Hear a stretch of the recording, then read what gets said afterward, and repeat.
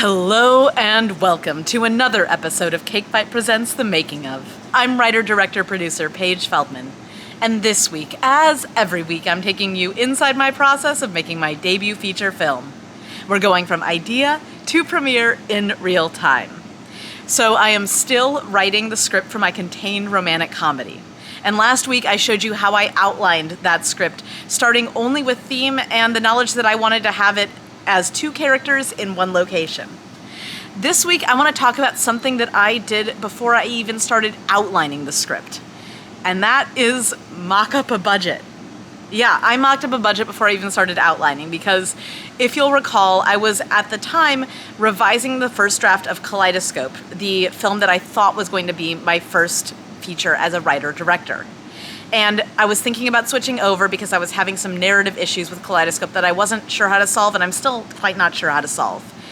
But if I was going to switch over, I knew that I needed to have a script that was going to be actually producible and doable within the budget level that I thought was realistic for me to raise. So one night while I was brushing my teeth, I picked up my trusty iPhone and I started running some numbers. And within 15 minutes, I had a budget. And y'all, the number that I got at the end of all this was well within the range of what I was aiming for, what I think is realistic to raise, and a good number for someone who's making their first feature as a writer-director. So I'm gonna roll those titles, and when we get back, I'm gonna show you how you too, because I did it, can budget a feature film using only your iPhone.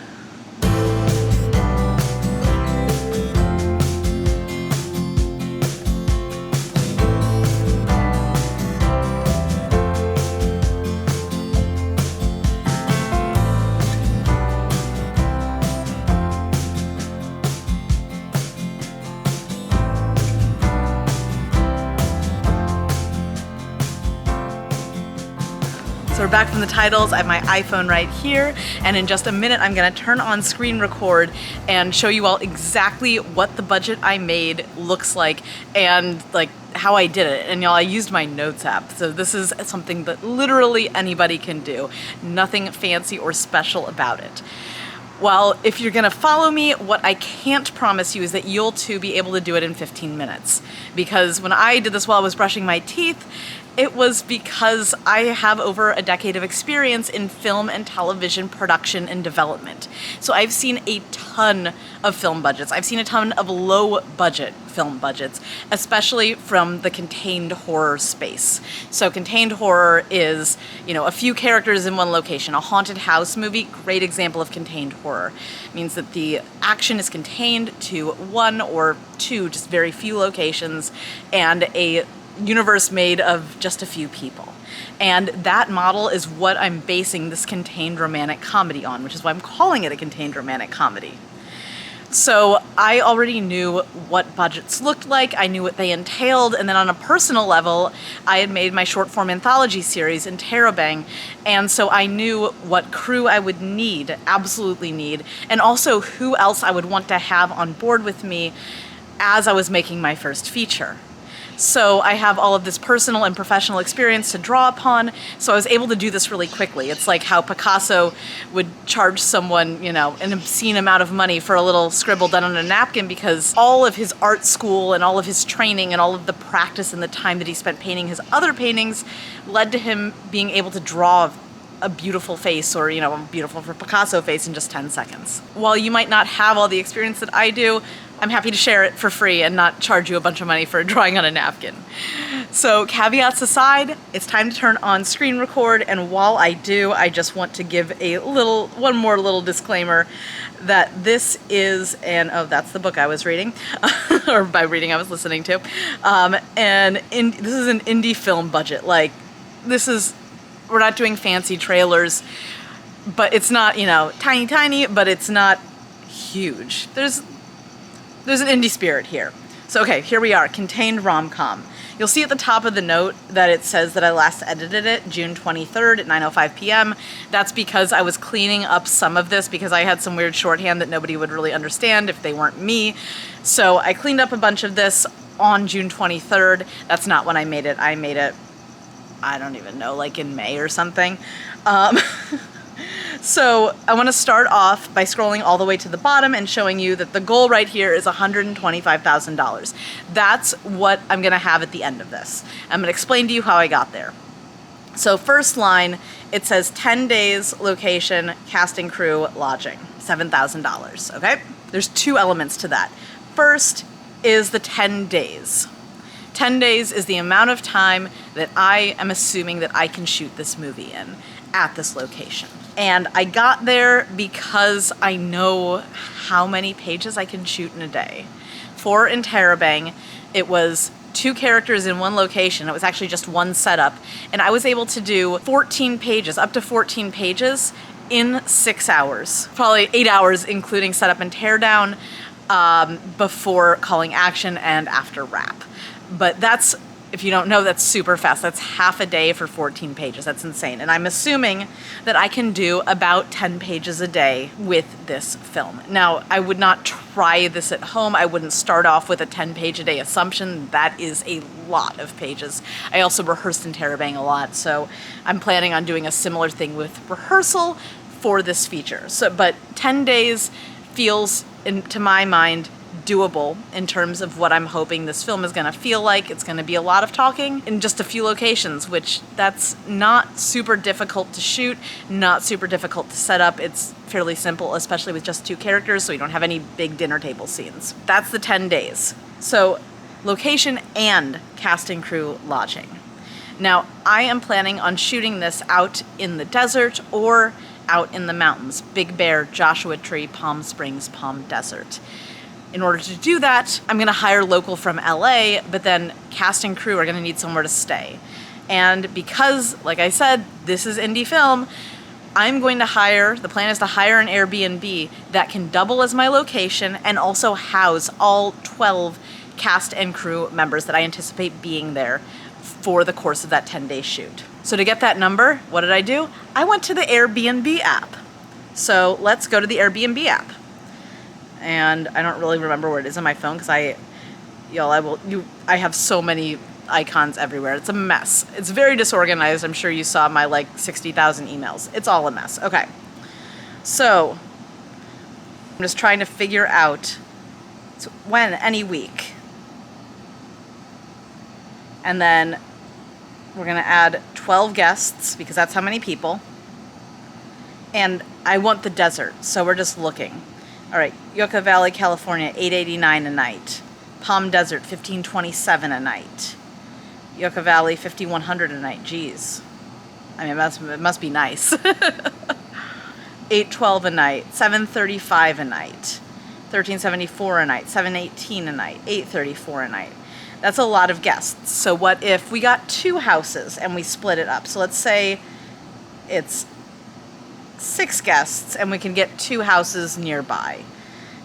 This is $450 a night. That one's $737 a night. Go into the search filters again. Its average nightly price is $916 for that. So at the time, and then I searched Big Bear, but at the time, $7,000 seemed like a reasonable number. It's gone up since then. I don't know what to say. But this is all just to show you the things that you can do when you're trying to figure out how much a location's gonna be, how much it's gonna cost to lodge people.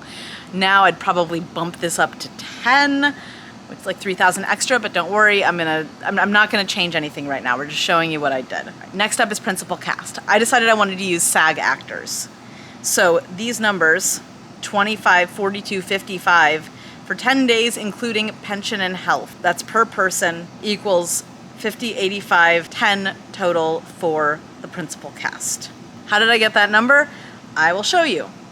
I want to use SAG, so I'm going to go into I was looking at escape rooms, and go SAG AFTRA. Sure, that you can use my location, Google. Okay. Go into SAG AFTRA. And contacts and industry resources. Go theatrical.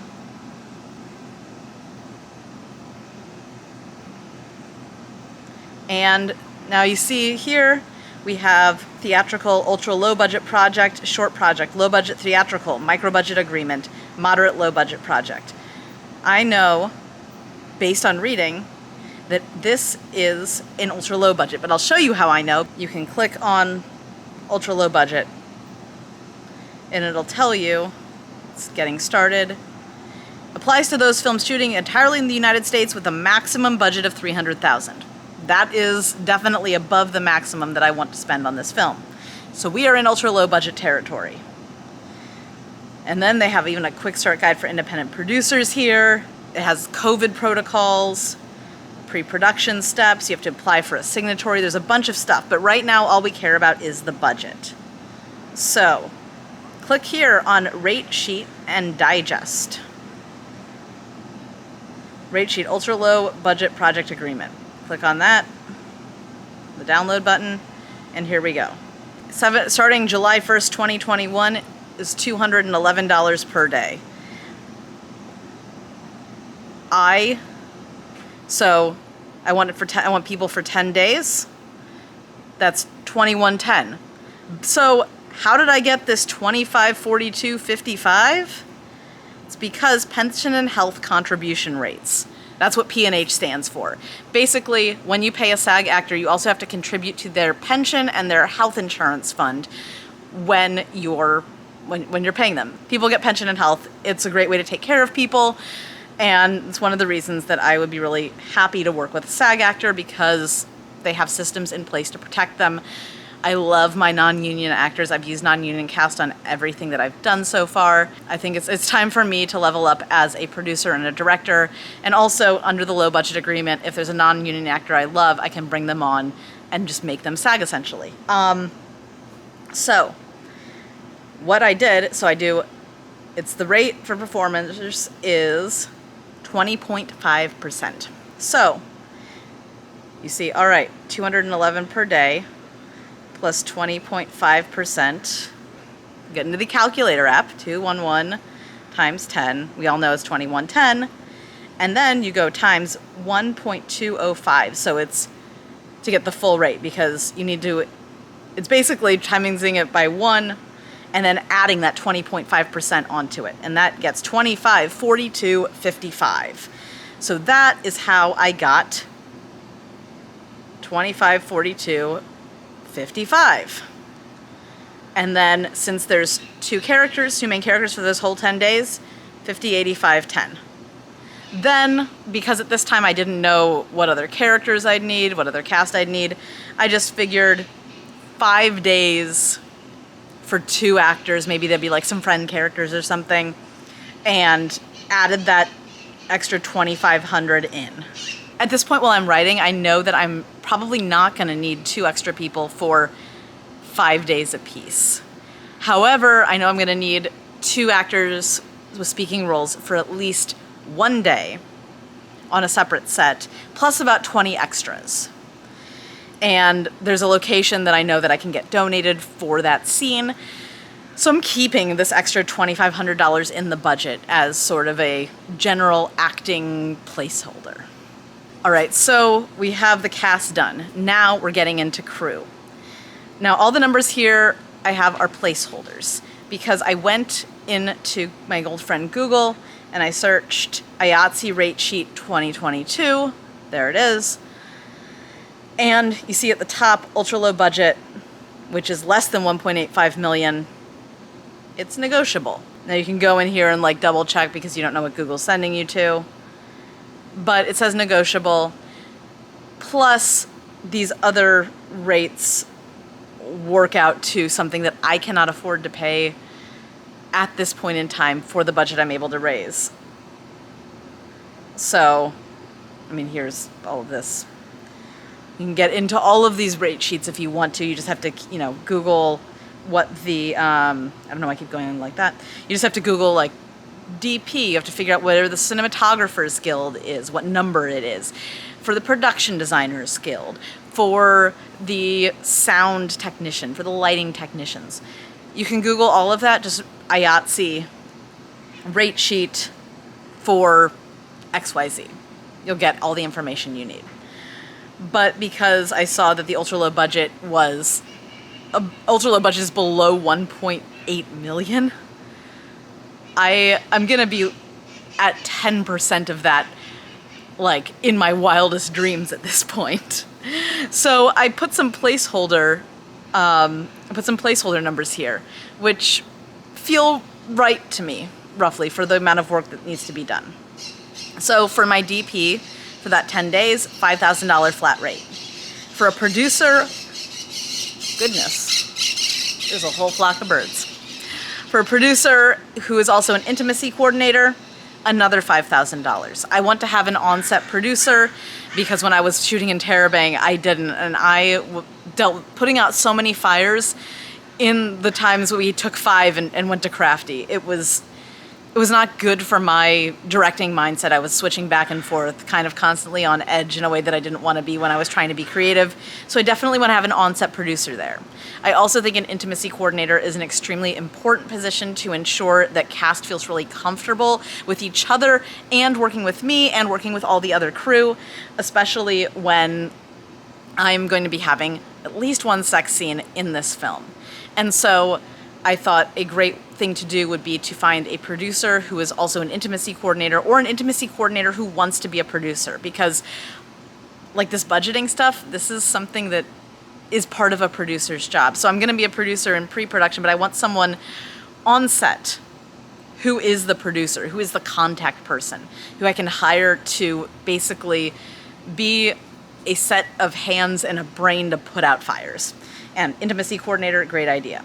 $4,000 for a first AD who also gets a producer credit and who would be assisting the intimacy coordinator / producer and stepping in when the intimacy coordinator / producer had to go be an intimacy coordinator and couldn't deal with those details. Now, a first AD is such a crucial position. There's someone who keeps the production running on time, takes care of small fires that need to be put out, logistical fires, and keeps the other producers on larger sets free to handle more broad problems. They're the ones that are handling, the first AD, handling this nitty-gritty stuff of the day, and also assisting the director in making sure that they make their shot list, make their time, and that everyone who is working on set to support the director is doing their job and watching out for problems. And so a first AD is also sometimes someone who wants to step up and be a producer.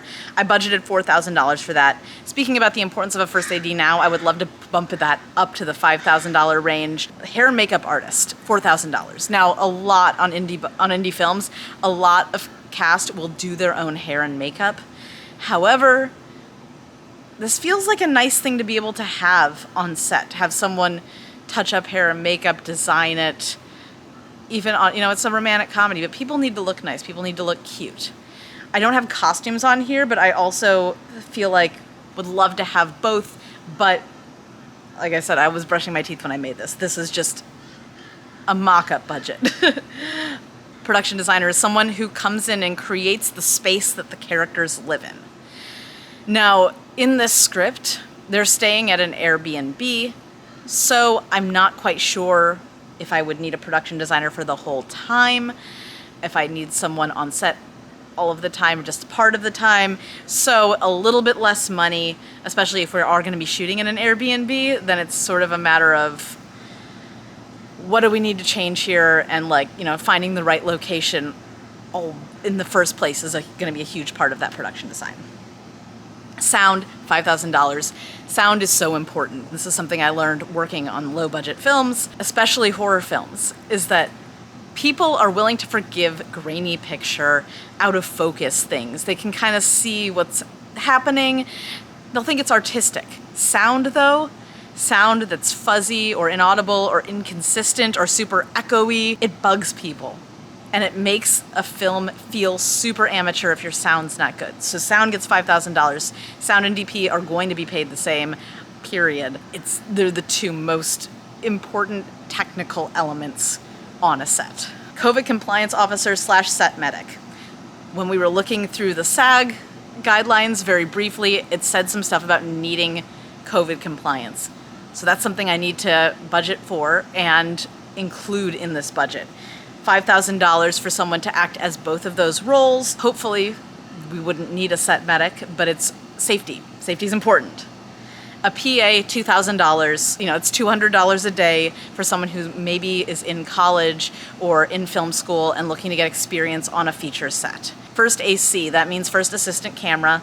That is somebody who is going to assist the DP in setting up the lights, getting the shots going. I was so lucky to have one on Interrobang. My DP had a friend who wanted to come and be a first AC and sort of observe how a professional set went. So it was amazing to have that extra help for him on set, especially as we were shooting so fast. So having that extra set of hands probably enabled us to shoot those 14 pages in 6 hours. Okay, so that's all of the crew. Now, that's a lot of people. I said I maybe want somebody in costumes. I want to pay everybody maybe a little bit more if I can. These are people who I felt were important at the time that I made this budget, because costume-wise, the characters are going to be just in their regular clothes, and so worst comes to worst, I just tell the actors to pack 7 different outfits, and we go through them. Hair and makeup is not something that I can necessarily handle on my own, and I'm not great at makeup on myself. I do fine here, but it's super basic, and having a professional on set to make sure that they look good in really harsh desert light, I mean, that's pretty great, pretty invaluable. But if I were to have to cut this budget down, here are the people I couldn't live without. The DP, obviously. I need a director of photography. I need a first AD who could also double as a producer. I need sound. I need sound like nobody's business. I need both a PA and a first assistant camera. However, I could combine that role into one, and that's it. Because if I don't have the money for a COVID compliance officer, I won't be able to use SAG Actors, which would suck, but it is a contingency that I'm willing to do. We would be super diligent about COVID and do the compliance, but we wouldn't have an official compliance officer, which is not ideal, but like I said, this is super indie filmmaking. We have to make cuts sometimes, especially in budget. The other crew member who I would love to have, but isn't on this list, is a script coordinator, also called a scriptie. They are basically looking for continuity errors while you shoot, making notes of things that change from take to take. They are an amazing asset in editing. Looking out for continuity on Interrobang, my first AD did that. She was amazing. And if I couldn't hire a scriptie, I would have the first AD/producer be looking out for the continuity, as long as they had the support of the intimacy coordinator/producer. There's a lot of doubling up on roles. There's a DIY spirit. All right, so we have all of the people taken care of. Now it's time for some things. First, insurance. Errors and omissions insurance is super important on a film set. It's the thing that's going to protect you if something goes wrong. In order to find out how much that cost, I use my friend Google. Insurance. I go E&O insurance. Film cost. There we go. And look, between $2,500 and $2,800 for productions with budgets under $250,000. Workers' comp varies based on the number of employees and size of payroll, but small outfits can usually be insured for as little as $400. Typical, like here, there's just a bunch of articles. So I read a few of these to get an idea. And my number that I came up with was $7,000. Hey, it's Paige from the editing suite. Apologies for the strange lighting. Apparently golden hour looks terrible in this room. I wanted to pop in here for a minute because I forgot to include all of the kinds of insurance when I was talking about insurance in this video. So besides errors and omissions, you also have to find general liability insurance, workers' comp, and equipment insurance. So those 3 insurances together that I Googled, and you can just Google film production insurance and get a general primer about how to price it out, where to find it, etc. I added those up together, and that's where I got that $7,000 figure. All right, back to the rest of this budget breakdown. I haven't had insurance on all of the projects I've made because they've been really low budget. But on a feature, especially if we're traveling out to the desert, I think insurance is especially important. All right. Next up, food. If I were shooting in Los Angeles where everybody lives, I wouldn't have to worry about this beyond crafty and one meal. However, it's gonna be 10 days, 12 people, 3 meals a day. I assumed for 9 days for cooking, takeout, and catering, which is weird because I assumed 10 days for cast and doesn't matter. I thought we were gonna have like 5 days on, 1 day off, 4 days on for our schedule, but I was brushing my teeth.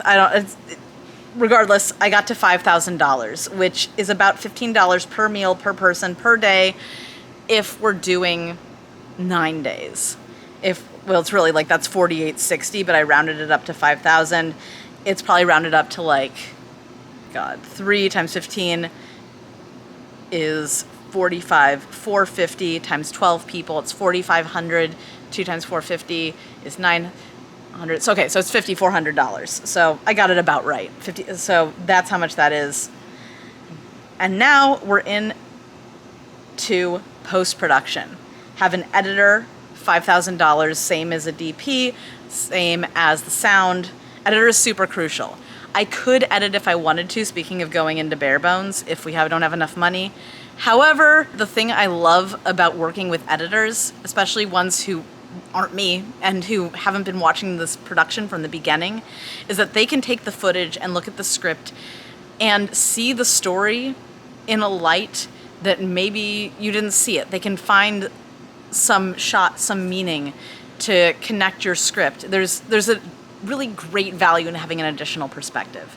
So I would love, ideally, to have an editor, hire an editor to edit this film, even if it's just a first cut or a second cut, just having that money set aside, amazing.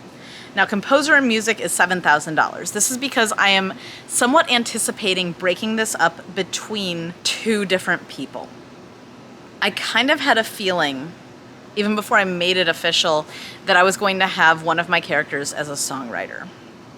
So I'm anticipating paying for original songs and then also paying a composer to do a score. May or might not happen, but I basically am assuming like $3,500 per person, maybe $2,000 for the original song if there's just one, and $5,000 for the score, maybe something else, but that's how much I set aside for composer and music. Sound design, again, sounds so important, and it adds such character, and the best sound design is the sound design you don't even notice because everything sounds so real and natural. I want to pay them well, $5,000, same as the editor, same as the DP, same as sound mixer on set. Color correction. Now, I said that bad picture can be forgiven. It can be, but why do I want it to? I want this movie to look amazing. I want it to feel like neon and dreamy and super hot and bright during the day in the desert.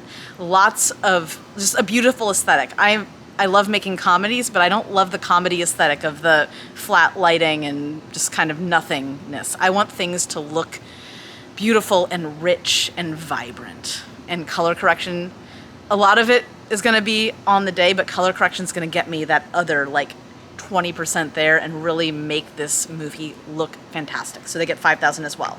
Title design, I love some good graphic design and I'm not great at it. So I want to spend some money asking for somebody to make me a title sequence, make some titles, do something cool. And I did it on Interrobang. I had a student from USC Animation do my whole Interrobang animated title sequence, which is amazing. And I'd love to have that same level of care into all of my films as far as titles go. And then poster design, again, love good graphic design, and I'm not great at it. And I've seen some amateur posters. Amateur posters, there's some that are just so it's like an uncanny valley of quality, where some are so close to being good, but there's something wrong about it and you can't quite tell, and it doesn't look professional. So I want my posters to look awesome. For Interrobang, I hired professional illustrators to make illustrated posters for the anthology. For this, I'm not quite sure what I want yet, but I want someone to create something that looks fantastic and like it could hold up in a marquee next to any major motion picture, any major film studio motion picture. All right, so those are all of the things that I have listed there.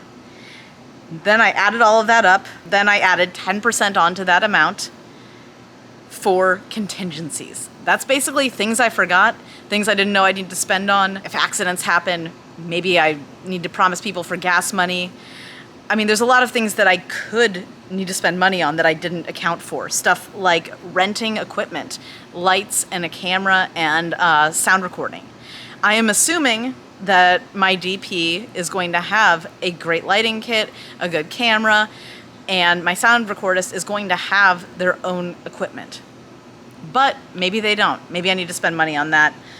I don't know if $9,000 is going to cover it, but it can cover a kit fee where I can maybe pay them an extra $150, $200 a day to rent their kit for the production. My kit, I mean their lights, their camera, their sound equipment. Other things I forgot on this list just looking at it is data storage. You need a lot of hard drives to make a movie, and memory cards. You need memory cards to store all the data that you're recording on the camera.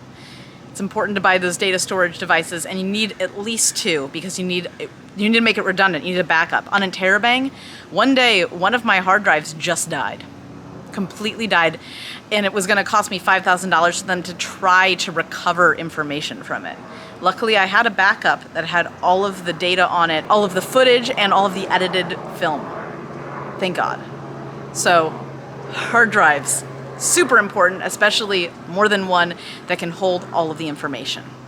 Also, I forgot money for costumes because I think the actors are going to be wearing their own clothes, but maybe they're not. I also didn't budget anything for set decoration, props, anything like that. So this contingencies is already covering stuff that I forgot. But by the way, I'm not going to be using this Notes app thing as my formal budget. Once I'm ready to go into production, I'm going to itemize stuff. I'm going to hire a line producer perhaps, and we're going to get this good. But this is just to show you that you can do a lot just on your iPhone. So I use the calculator app to add all of it up, and we got to $91,627.65. But we're not done yet. SAG requires a payroll company. So I Googled film payroll companies.